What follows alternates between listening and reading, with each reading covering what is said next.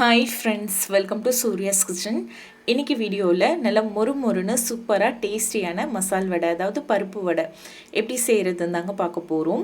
நீங்கள் ஈவினிங் டைமில் ஸ்நாக்ஸாக செய்கிறதுக்காக இருந்தாலும் சரி, இல்லை நீங்கள் விசேஷ நாட்களில் செய்கிறதுக்காக இருந்தாலும் சரி, இந்த மாதிரி செஞ்சு பாருங்கள். நீங்கள் ஃபஸ்ட் டைம் செய்யும் போதே நல்லா பர்ஃபெக்டாக சூப்பராக வரும்.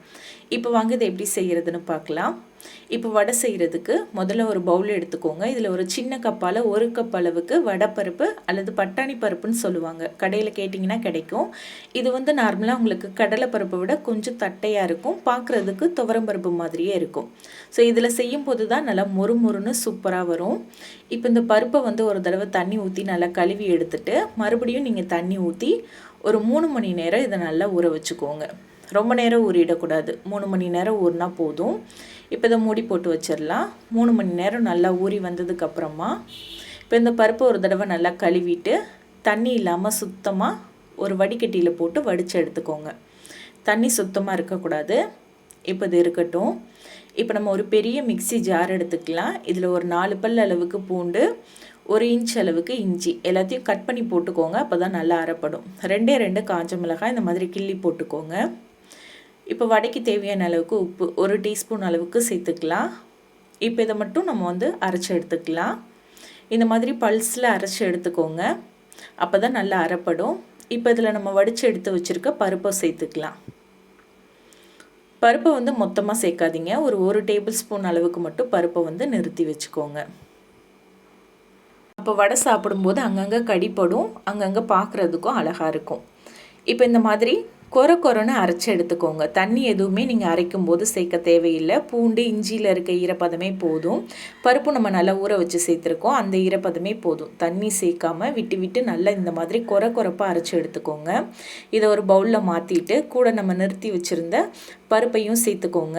இதில் ஒரு 20 சின்ன வெங்காயம் இந்த மாதிரி நல்லா பொடியாக கட் பண்ணி எடுத்துக்கோங்க. ஒரே ஒரு பச்சை மிளகாய் பொடியாக கட் பண்ணது, கொஞ்சமாக கருவேப்பிலை இலை, கொஞ்சமாக மல்லி இலை எல்லாத்தையுமே நல்லா பொடியாக கட் பண்ணி சேர்த்துக்கோங்க. சின்ன வெங்காயம் நல்ல டேஸ்ட்டாக இருக்கும், இல்லைன்னா நீங்கள் பெரிய வெங்காயம் கூட சேர்த்துக்கலாம். இப்போ இது கூட 1 டீஸ்பூன் சோம்பு, ஒரு 1/4 டீஸ்பூன் அளவுக்கு பெருங்காயத்தூள் சேர்த்து இது எல்லாத்தையும் சேர்த்து நல்லா கலந்துக்கலாம். இப்போ இந்த மாதிரி எல்லாத்தையும் சேர்த்து நல்லா கலந்துக்கோங்க. மாவோட வெங்காயம், கொத்தமல்லி, கருவேப்பிலை எல்லாமே நல்லா கலந்து வரணும். உப்பு செக் பண்ணி பார்த்துக்கோங்க. இந்த ஸ்டேஜில் உப்பு பத்தலைன்னா நீங்கள் கொஞ்சமாக சேர்த்து கலந்துக்கலாம். இப்போ பாருங்கள், நல்லா கலந்தாச்சு. இப்போ நீங்கள் எந்த சைஸுக்கு வடை போட போகிறீங்களோ அந்த அளவுக்கு மாவை எடுத்துக்கோங்க. இந்த மாதிரி எடுத்து உருட்டிட்டு உள்ளங்கையில் வச்சு லைட்டாக இந்த மாதிரி ஒரு அழுத்தி எண்ணெயில் போட்டு பொரிச்சு எடுத்துக்கலாம். இப்போ இந்த மாதிரி நம்ம செஞ்சு எண்ணெயில் போட்டு பொரிச்சுக்கலாம்.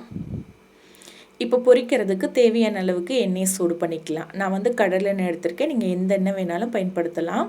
எண்ணெய் ஒரு 70% தான் ஹீட் ஆகிருக்கணும், ரொம்ப ஹீட் ஆகிருக்கக்கூடாது. அப்படி இருந்துச்சுன்னா நீங்கள் போட்டவுடனே கலர் மாறிடும், உள்ளே வேகாது. அதனால் ஒரு 70% ஹீட்டவே மெயின்டைன் பண்ணிக்கோங்க. அடுப்பை ஹை ஃப்ளேமில் இருந்து கொஞ்சம் குறைச்சி வச்சுக்கோங்க. இப்போ வடை நம்ம ஒன்றா இந்த மாதிரி தட்டி போட்டுக்கலாம். நீங்கள் எடுத்துருக்க கடாயை பொறுத்து எந்த அளவு வடை போட முடியுமோ அந்த அளவு தட்டி போட்டுக்கோங்க. போட்ட உடனே நீங்கள் கரண்டி வச்சு கிளறி விடக்கூடாது. அப்படி கிளறி விட்டிங்கன்னா எல்லாமே உங்களுக்கு அப்படியே எண்ணெயில் உதிர்ந்து போயிடும். அதனால் போட்டுட்டு அப்படியே 1 நிமிஷம் விட்டுருங்க, அது நல்லா பொரியட்டும். பொரிஞ்சதும் அதுக்கப்புறமா நீங்கள் கரண்டி வச்சு பரட்டி விடலாம். இப்போ நம்ம இன்னொரு சைடு பரட்டி விட்டுக்கலாம். இந்த மாதிரி திருப்பி விட்டு நீங்கள் நல்லா ஃப்ரை பண்ணி எடுங்க. நல்ல நிறம் மாறி வர வரைக்கும் நம்ம பொரிச்சு எடுக்கணும். ஒரு தடவை நீங்கள் இந்த மாதிரி பொரிச்சு எடுக்கிறதுக்கு கரெக்டாக ஒரு 5 நிமிஷம் டைம் ஆகும். அப்போ தான் உங்களுக்கு வடை நல்லா வெந்து வரும், நல்ல மொறுன்னு இருக்கும்.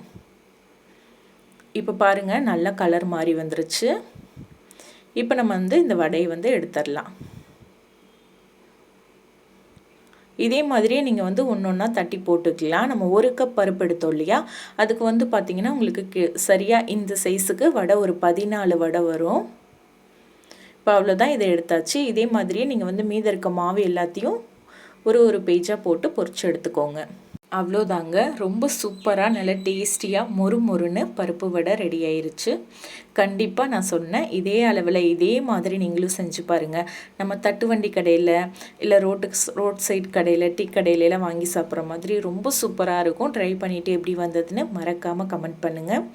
இந்த வடை ரெசிபி உங்களுக்கு பிடிச்சிருந்தா லைக் பண்ணி ஷேர் பண்ணுங்கள். சப்ஸ்கிரைப் பண்ணலைன்னா மறக்காமல் சூர்யாஸ் கிச்சனை சப்ஸ்கிரைப் பண்ணிக்கோங்க.